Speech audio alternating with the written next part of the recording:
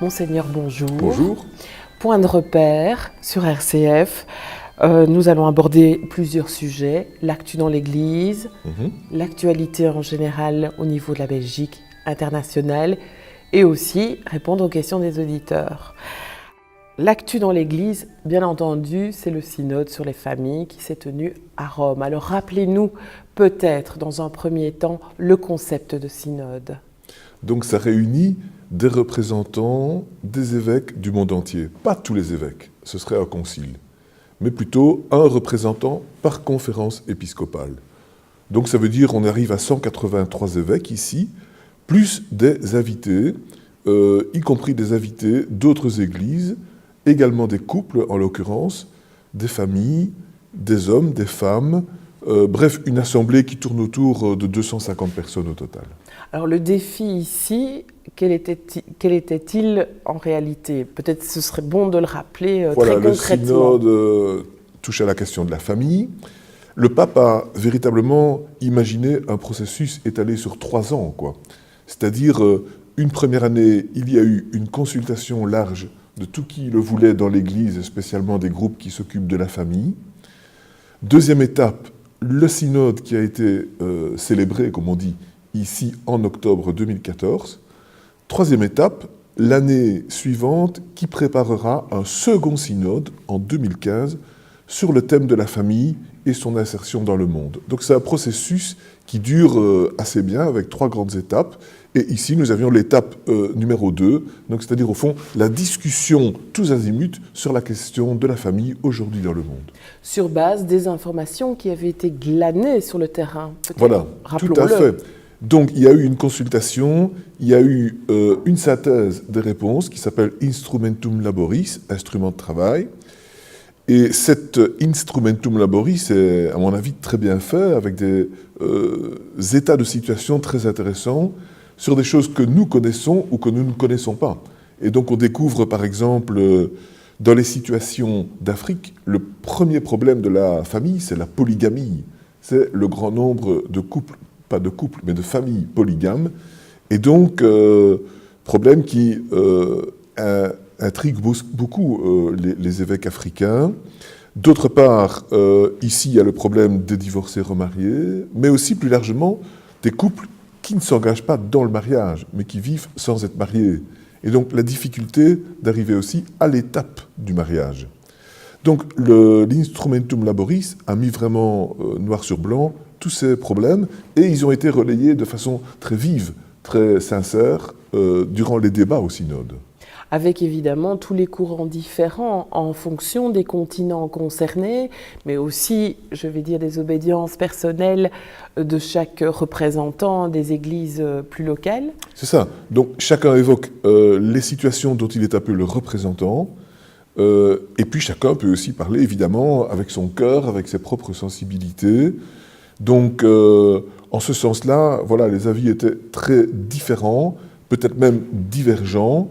On a, à mi-chemin du synode, été étonné d'un document qui a été publié à ce moment-là pour faire le point et qui insistait sur des avancées par rapport à la pastorale habituelle.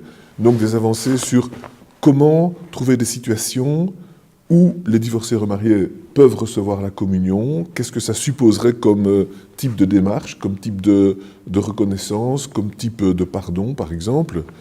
Donc, des idées ont été lancées.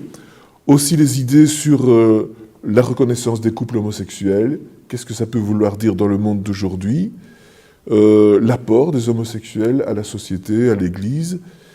Voilà, ces différents aspects ont été perçus comme parfois trop en pointe et donc n'ont pas été repris avec autant d'intensité dans la relation finale. Mais néanmoins, ont été intégrés dans le document. Donc, on peut dire qu'il y a une avancée dans la prise de conscience des situations vécues sur le terrain et en même temps de la reconnaissance que les problèmes se vivent très différemment suivant les endroits du monde. Avec comme toile de fond le fait que le mariage, souvent, est laminé par les cultures actuelles et spécialement la mondialisation. Donc par exemple, dans les grandes métropoles du sud du monde, qui regroupent parfois plusieurs dizaines de millions d'habitants, souvent, on ne se marie plus, tout simplement, parce qu'il n'y a plus la culture de la famille, du mariage, qu'on pouvait avoir dans la tradition locale. Et donc, il y a alors le grand danger qu'on trouve beaucoup de femmes seules avec des familles. Le mari a disparu dans la nature. Il y a donc à gérer toutes ces situations où le mariage n'existe plus. Chez nous, on se marie moins, mais on vit en couple comme si on était marié. Donc, quelque part, la situation est, je dirais, moins grave pour le bien en particulier des enfants ou pour le bonheur des conjoints. Mais en même temps, ça pose aussi question. Chez nous, ce qui pose aussi question, évidemment, c'est la notion de fécondité. On a plus d'hésitation à avoir des enfants, on a plus de peur par rapport à l'avenir. Et donc, ça crée des situations où le taux de natalité est trop bas par rapport à ce qu'il faut pour, je dirais, un sain renouvellement de la société. Donc, on constate des problèmes différents, mais une toile de fond, c'est quand même la crise du mariage. Et donc, qu'est-ce que ça veut dire pour nous tous dans notre vie quotidienne? Je crois que c'est vraiment une question très réelle qui nous est posée, quoi. En même temps, est-ce qu'on ne peut pas dire que l'Église a rejoint le terrain avec ce synode? Ah, certainement. Donc, elle a vraiment rejoint le terrain. Elle a vraiment rejoint le terrain parce que c'était pas évident d'exprimer l'écart entre les situations vécues sur le terrain et la théorie par rapport au mariage. Et donc on a toujours un sentiment de culpabilité, ou la volonté un peu pudique de cacher les choses. Ici, l'avantage, c'est qu'on a pu jouer davantage franc jeu et expliquer ce qui se passait sur le terrain, la proportion de familles séparées, et ainsi de suite. Et donc, je dirais que ça, c'était une prise de conscience vraiment fondamentale, oui. Alors le pape François a donné un nouveau ton à l'Église? Oui, il a vraiment donné un nouveau ton parce qu'il a dit, primo, cette sincérité dont j'ai parlé, secundo, ne pas avoir peur de la nouveauté. C'était donc son thème d'homélie à la fin du synode. Il a cité sur le fait qu'on doit être ouvert à la nouveauté, ne pas avoir peur de la nouveauté, et en même temps ne pas aller tête baissée comme si on voulait d'un seul coup couper par rapport au passé. Il a dit, nous ne pouvons pas transformer des pierres en pain ou des pains en pierres, en faisant l'allusion aux tentations de Jésus au désert. C'est-à-dire du tout de suite et un peu, je dirais, réduire, on va dire, la valeur de la doctrine chrétienne sur le mariage, comparons ça à une pierre, pour en faire du pain, au sens de, il n'y a plus la même consistance. Donc, pour lui, il faut aussi donner du temps au temps. Ça, c'est une chose qu'il a dite et qui me paraît vraiment importante. Est-ce qu'on peut dire que la doctrine chrétienne peut tout à fait adapter aussi à la réalité du terrain? Il y aura toujours un écart, comme il y a toujours eu un écart. Et donc, la question, c'est comment vivre l'écart? Je veux dire, vivre le mariage dans la fidélité et dans le bonheur, ça n'est pas automatique, tout le monde le sait, chacun vit ses crises.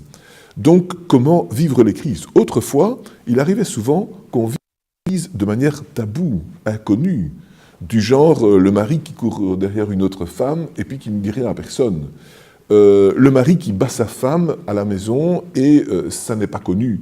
Et donc, on avait des couples malheureux qui parfois restaient ensemble de manière volontaire, mais sans avoir le bonheur, et même peut-être sans créer le bonheur autour d'eux. Aujourd'hui, il y a plus de vérité sur les choses, donc ça c'est important, mais en même temps, il faut aussi comprendre que ce n'est pas parce qu'on vit un écart qu'on doit supprimer la voie de base, la théorie en quelque sorte, l'idéal du mariage, et en même temps, si on vit un écart, comment le vivre de la manière la plus sereine possible et en comprenant aussi qu'on ne doit pas automatiquement changer une règle en théorie, même si on vit autrement dans la pratique. Il faut donc oser avoir une vision sur comment baliser un écart entre théorie et pratique.